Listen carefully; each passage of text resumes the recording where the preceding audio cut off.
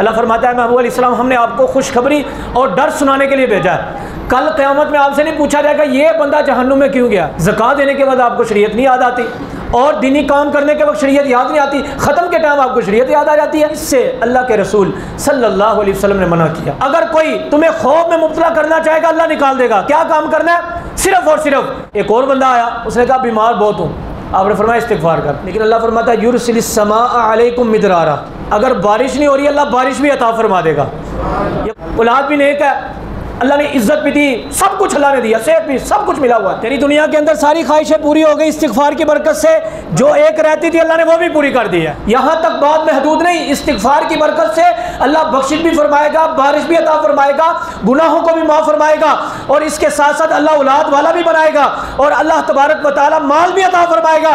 साथ साथ फरमाया परेशान ना हो, दुनिया में ये दूंगा, कल क़यामत में जन्नत भी अता फरमाऊँगा। अल्लाह पाक का एहसान है, एक बार फिर हम कुरान की ज़ीनत बनने जा रहे हैं। हदीस मुस्तफ़ा और बुज़ुर्गों के अक़वाल को मोतियों की तरह इंशाअल्लाह चुनने की सादत हासिल करेंगे। इंसान अपनी ज़िंदगी के अंदर अपने आप को अच्छा करने के लिए बड़ी कोशिश करता है। वो कारोबार का मामला हो, सेहत हो, इज़्ज़त और शोहरत हो, जितनी दौलत उसके पास होती है उसकी ख्वाहिश होती है कि मुझे कोई तकलीफ़ ना आए, दुनिया के अंदर कोई मुसीबत ना आए। गर्मी के अंदर गर्मी से हर दम दूर रहने की कोशिश करते हैं, असबाब इस्तेमाल करते हैं। सर्दी के अंदर उस जैसे असबाब इस्तेमाल करते हैं। कारोबार अच्छे से अच्छा बनाने की कोशिश करते हैं ताकि हमारा निज़ाम ज़िंदगी अच्छी चले। कोई शख्स ये नहीं चाहता कि मुझे कोई तकलीफ़ आए, मुसीबत आए। अगर आती है तो वो अपनी वुसअत से भी ज़्यादा कोशिश करता है कि मैं इस तकलीफ़ से निकल जाऊं। लेकिन ये इस इंसान की खाम ख्याली है, ये एक इंसान का ज़हन है कि मेरे करीब कोई मुश्किल ना आए, मेरे करीब कोई मुसीबत ना आए। लेकिन अल्लाह तबारक व तआला ने कुरान पाक में फ़रमाया है वलनबलुवन्नकुम बिशैइन मिनल खौफ़ि वल जू'i व नक़सिम मिनल अमवालि वल अनफुसि वस्समरात। अल्लाह फरमाता है हम ज़रूर आज़माएँगे तुम्हें, भूख की कमी की वजह से आज़माएँगे, खौफ देकर आज़माएँगे, रिज़्क़ नहीं तुम्हारा होगा उससे आज़माएँगे, जान लेकर आज़माएँगे, माल की कमी की वजह से आज़माएँगे। अलग़र्ज़ हर लिहाज से रब की जानिब से आज़माइश आएगी। और इस बात से ये पता चला इंसान हज़ार बार कहता रहे कि मैं अपने करीब मुसीबत नहीं आने दूँगा, लेकिन उसके करीब मुसीबत आनी है। हज़ार बार कहे कि मैं अपने आप को भूखा नहीं रखूँगा, ये भी आज़माइश आएगी। हज़ार बार कहे कि मुझे किसी का डर नहीं है, ये लफ्ज़ आम तौर पे कहते हैं कि सानू किसी का डर नहीं है, लेकिन हज़ार मरतबा कहें, लेकिन कई मरतबा ऐसा होता है किसी न किसी चीज़ का डर होता है। किसी को औलाद का डर होता है, किसी को वालिदैन का, किसी को उस्ताद का, किसी को कारोबार ना चलने का। खौफ ये तारी होता है, अलग़र्ज़ कोई ना कोई डर उसके अंदर होता है। हम हज़ार मरतबा कहें कि मेरे करीब कोई परेशानी नहीं आएगी, लेकिन अल्लाह पाक ने फरमाया हम ज़रूर आज़माएँगे। लेकिन आज़माएँगे उसी मुसीबत के दौरान अगर कोई सब्र कर लेगा वो बशीर साबिरीन, उसके लिए बशारत है, उसके लिए खुशखबरी है कि जो अल्लाह की राह से आज़माइश पर सब्र करे अल्लाह तबारक व तआला उसको दुनिया में भी अजर अज़ीम अता फरमाएगा और कल क़यामत में भी। इस बात से पता चला इब्तिदा के अंदर कि इस दुनिया के अंदर आज़माइशों का सिलसिला रहना है, ये हकीकत है। ये जहन बना कर रखे कि तकलीफ़ें आएंगी, लेकिन इसके साथ साथ ये जहन भी बना ले कि तकलीफ़ पर सब्र करना है, उस पर अल्लाह तबारक व तआला अजर अता फरमाएगा। कुरान ने कहा या अय्युहल्लज़ीना आमनुस्तईनु बिस्सब्रि वस्सलाह, ऐ ईमान वालो नमाज और सब्र से अल्लाह की बारगाह से मदद हासिल करो। ये इस बात से पता चला नमाज सजदा करके रब की बारगाह से मदद हासिल करना है, और जब मुसीबत आए तो सब्र करके अल्लाह पाक की बारगाह से मदद हासिल करनी है। फिर अल्लाह तबारक व तआला वो बरकतें अता फरमाता है। लेकिन बाज़ औक़ात कुछ मुसीबतें ऐसी होती हैं, कुछ तकलीफ़ें ऐसी होती हैं कि वो अल्लाह की जानिब से होती हैं, लेकिन कुछ तकलीफ़ें हमने ख़ुद अपने ऊपर तारी की होती हैं। वो हम खुद चाहते हैं कि हमारे ऊपर तकलीफ़ आए। जैसे इसकी मिसाल मैं दे देता हूँ आपको। जैसे अभी पता है सैलाब चल रहा है, सैलाब की सूरत हाल है, सवात की तरफ, नारायण कागान की तरफ या पहाड़ी इलाकों की तरफ, इन इलाक़ों में लैंडस्लाइडिंग हो रही है और इसके साथ साथ तूफ़ानी सिलसिला, वहाँ जाने से इज्तिनाब करें। लेकिन कुछ लोग हैं वहाँ जाते हैं, वो ये नहीं सोचते कि वहाँ पर सैलाब की सूरत हाल है, जाएंगे मसला पेश ना आ जाए। लेकिन रोज़ाना आप ख़बर सुन रहे हैं, गाड़ी गिर गई, पहाड़ से पत्थर गिरे, गाड़ी को लगे, कई हलाकतें हो गई। लेकिन फिर भी दोस्त आपस में जब बैठते हैं वो कहते हैं खैर वो फलाना भी तो जा रहा है ना। इस तरह करके हम खुद बुराई को दावत दे रहे होते हैं, मुसीबत को दावत दे रहे होते हैं। फिर अभी कल की खबर है, चकवाल में नौजवान दरिया के किनारे सेल्फ़ी लेते हुए, पता भी है पानी गुजर रहा है, सेल्फ़ी लेते हुए पाँव फिसला। और अल्लाह पाक उनकी बख्शिश फरमाए। मिसाल देकर आपको समझा रहा हूँ कि बाज़ औक़ात हम मुसीबत में अपने आप को खुद डालते हैं। ये एक मिसाल है, इसके साथ और भी बहुत सारी मिसालें। शादी हो गई, कमाते 50,000 रुपये हैं, और जब शादी होती है, शादी के ऊपर हम कर्ज़ उससे भी ले लिया, उससे भी ले लिया। हम लोगों को दिखाने के लिए अपने आप को खुद मुसीबत में डाल रहे होते हैं। गमी के अंदर भी ऐसा होता है। ये ख़त्म दिलाना कोई फ़र्ज़ वाजिब नहीं, याद रखिएगा। यह हम ना लोगों को दिखाने के लिए कुल शरीफ का भी ख़त्म, और हम कहते हैं कि करिए दुआ भी तो करनी है ना भाई। नमाज़ पढ़ने के टाइम आपको शरीयत याद आती नहीं है, ज़कात देने के बाद आपको शरीयत नहीं याद आती, और दीनी काम करने के वक्त शरीयत याद नहीं आती। ख़त्म के टाइम आपको शरीयत याद आ जाती है, आपको 10वें के ख़त्म के टाइम याद आ जाता है कि करिए दुआ भी तो करनी चाहिए। हम इसको बात मानते हैं, लेकिन जो फ़र्ज़ काम है उनसे हम दूर, और जो मुस्तहब काम है जिससे हमें कहा कि कर लोगे ठीक है, नहीं करोगे गुनाह नहीं है, उसके लिए कर्ज भी ले रहे हैं, लोगों को दिखा भी रहे हैं, 4-4 5-5 डिशें भी बन रही हैं। जाने का मकसद ये है कि बाज़ औक़ात हम मुसीबत में खुद अपने आप को डाल रहे होते हैं, और इससे अल्लाह के रसूल सल्लल्लाहु अलैहि वसल्लम ने मना किया। अब ये सारी सूरत हाल का जायज़ा लेने के बाद, क्योंकि वक्त मुख्तसर है, अब इसका हल भी हमने कुरान हदीस से जानना ना। अगर किसी को मुसीबत आ जाए, कुदरती आफत आ जाए, परेशानी आ जाए, रिज़्क़ में कमी है, वो मकरूज़ हो गया, बीमार हो गया, परेशान हो गया, दुनिया की कोई भी मुश्किल आ गई, तो अब क्या करना चाहिए? अल्लाह के रसूल सल्लल्लाहु अलैहि वसल्लम ने 2 हल बताए। कितने हल बताए? बोलिएगा कितने?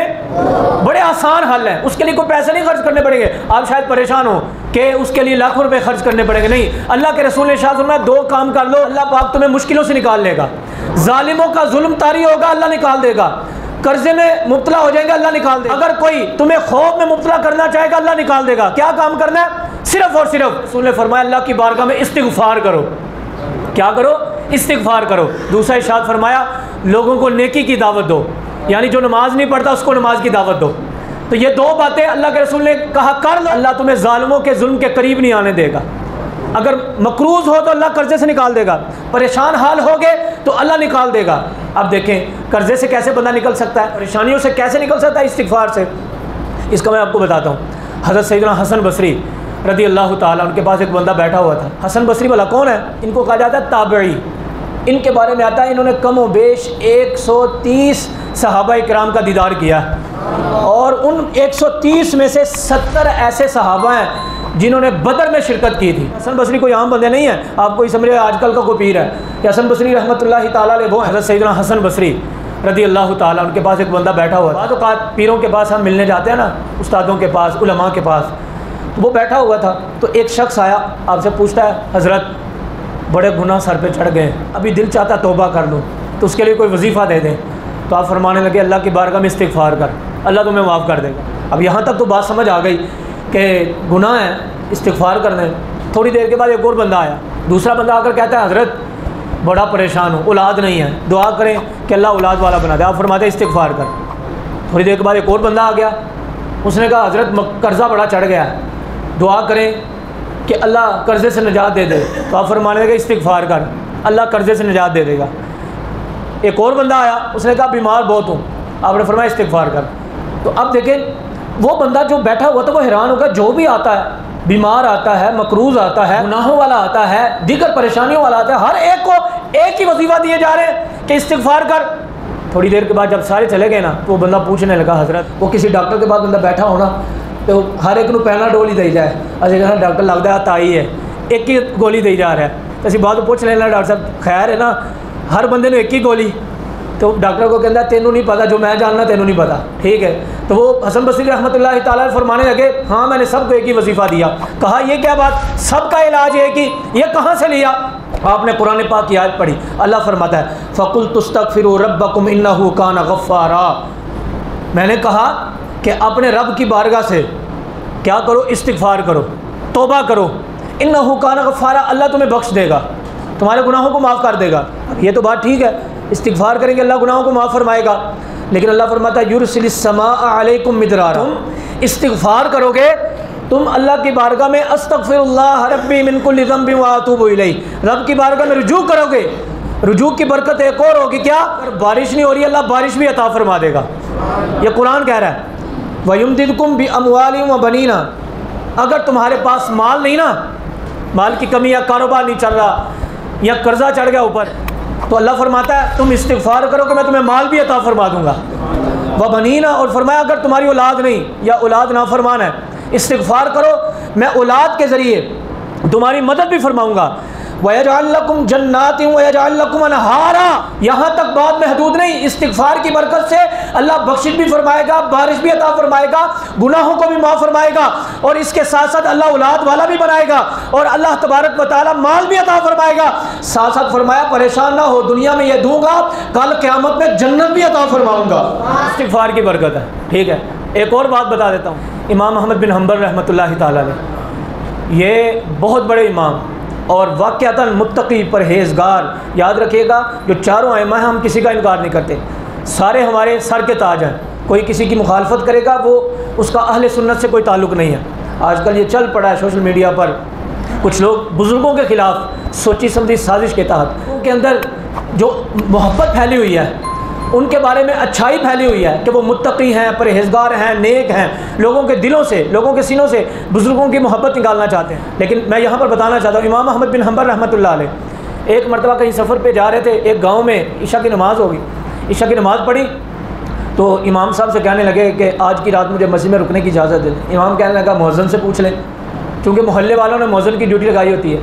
मुअज़्ज़िन कहने लगा जनाब मना है यहाँ पर सोना। आपने बड़ा कहा कि मैं मुसाफिर हूँ, कोई ऐसा बंदा नहीं, चोर नहीं, कोई नहीं।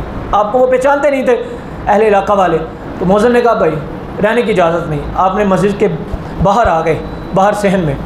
वो जब उसने देखा बाहर सहन में बाबा आ गया, वहाँ से भी निकाल दिया। तो आप ना मस्जिद के बाहर दरवाज़े के बाहर आ गए, वहाँ बैठे हुए थे, वो दरवाज़ा बंद करके चला गया। आपने कहा चलो यहाँ ही रात गुजार लेते हैं, अल्लाह वाले थे ना। तो एक वहाँ पर ना नान भाई गुजरा, नान भाई जो रोटियाँ लगाने वाला, ठीक है, वो गुजरा। तो उसने देखा बाबा जी सफ़ेद दाढ़ी वाले हैं, लगते नेक ही हैं। उसने भी नहीं पहचाना कौन है। तो कहने लगा जनाब यहाँ क्यों बैठे हुए हैं? कहा रात गुजारनी थी, मस्जिद में ठहरने की इजाज़त नहीं मिली, तो अब यहाँ पर रुक गया हूँ, रात गुजार लेता हूँ। उसको रहम आया, उसने कहा चलो मेरे घर पे चलो। वो रोटियाँ पकाने वाला आपको साथ ले गया, जाकर खाना खिलाया, बड़ी मोहब्बत की, बिस्तर दिया। अब आप एक बात पर गौर कर रहे थे, वो खाना लेके आया तो अपनी ज़ुबान से ना वो कह रहा था, नान भाई रोटियां पकाने वाला, अस्तगफिरुल्लाह। नीचे बर्तन रखे फिर भी अस्तगफिरुल्लाह, बिस्तर बिछा रहा था फिर भी कह रहा था अस्तगफिरुल्लाह। ऐसे उसको मुसलसल इस्तिग़फ़ार करते हुए आपने सुना, तो आप बड़े हैरान हुए।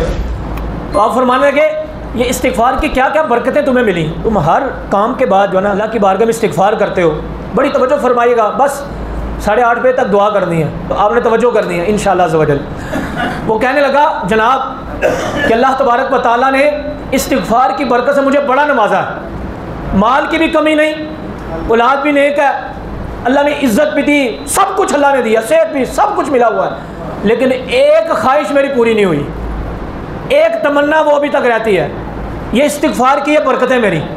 इमाम अहमद बिन हम्बल कहते हैं चल सानू दस ऐसी दुआ ही कर देने तेरे वास्ते, अल्लाह मुसाफिरां की दुआ कबूल करता है। वो कहने लगा हाथ उठाएं मेरे लिए दुआ कर दे।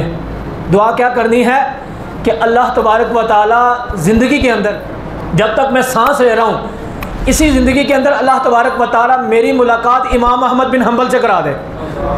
अब जब उसने ये बात कही ना, तो इमाम साहब दुआ कर रहे हैं, अब आप मुस्कुरा दिए, सुबहान अल्लाह। आप दिल में सोचने लगे कैसा बंदा है कि ख्वाहिश कर रहा है कि इस्तिग़फ़ार की बरकतें सारी मिल गई हैं, एक नहीं मिली वो भी मिल जाए, इमाम अहमद बिन हम्बल से मुलाकात हो जाए। आपने अपनी दाढ़ी मुबारक पर हाथ फेरा और खड़े हो गए, और खड़े होकर कहने लगे मुझे सीने से लगा जरा, गले मिल। गले मिलने के बाद वो कहने लगा क्या हुआ? फरमाने लगे मुझे इमाम अहमद बिन हम्बल कहते हैं। तेरी दुनिया के अंदर सारी ख्वाहिशें पूरी हो गई इस्तिग़फ़ार की बरकत से, जो एक रहती थी अल्लाह ने वो भी पूरी कर दी है। क्या चला? इस्तिग़फ़ार ऐसी ग़िज़ा है, उस ग़िज़ा में हर बीमारी का इलाज है, हर तमन्ना अल्लाह अता फरमाता है, हर ख्वाहिश को पूरे करता है। ठीक है, तो इसलिए आज के इस दरस कुरान में इरादा करने के इंशाअल्लाह ज़िंदगी का एक दस्तूर बनाएंगे। वो क्या?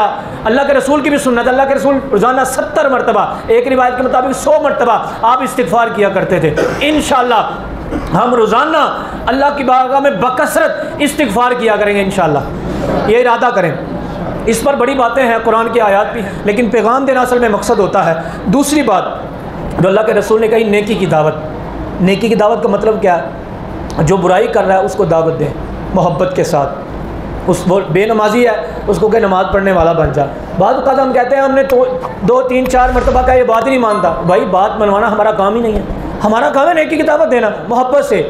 वो झंझोड़ कर और गुस्से के साथ दावत देना हमारा काम नहीं, मोहब्बत के साथ। ठीक है, अब मैं इस पर आयात बय्यिनात पेश कर सकता हूँ, लेकिन वही बात कुरान पाक की आयत है, इन्ना अरसलनाका बिलहक़्क़ि बशीरन व नज़ीरा। अल्लाह फरमाता है महबूब अलैहिस्सलाम हमने आपको खुशखबरी और डर सुनाने के लिए भेजा है। कल क़यामत में आपसे नहीं पूछा जाएगा ये बंदा जहन्नुम में क्यों गया।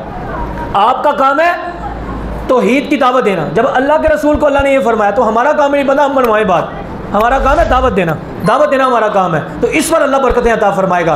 तो इसलिए मुश्किलों का हल दूसरा बताया कि नेकी की दावत दो, लोगों को बुराई से बचाओ, नेकी की तरफ लेके आओ।